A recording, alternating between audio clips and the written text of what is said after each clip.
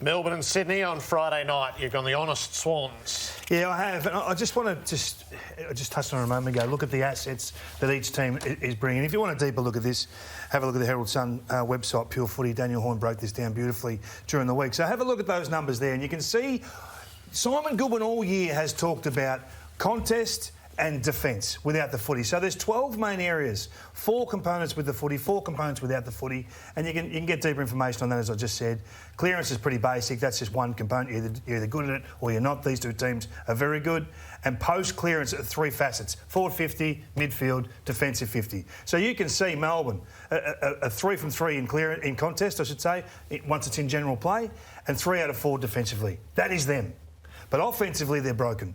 They haven't got one area that's rated in the top 6 in the competition across those facets. So top 6 is an area that doesn't give up too much of an advantage, but if you're number 1 or if you're number 2 in those areas, you can take control. So how does that reflect in game? Well, I think the way the Swans defend is going to make it very difficult for Melbourne to move the ball.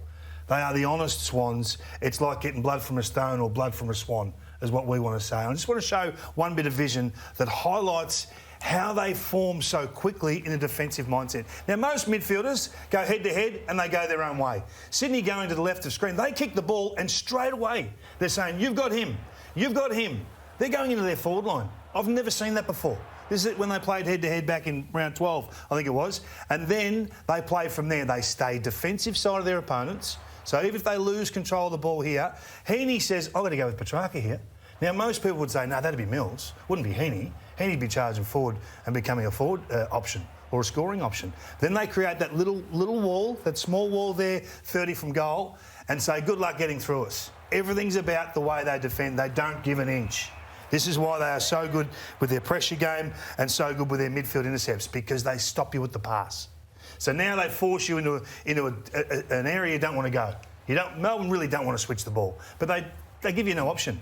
And then they come off their man, they guard dangerous space. Heaney comes off Petrarca. Petrarca doesn't go with Heaney. Those sorts of luxuries are afforded. And then they get the intercept, they get the opportunity to score, and they hit the scoreboard. Now, I know Max Gawn was a huge presence in this game last time, probably the best ruck game we'd seen for a while.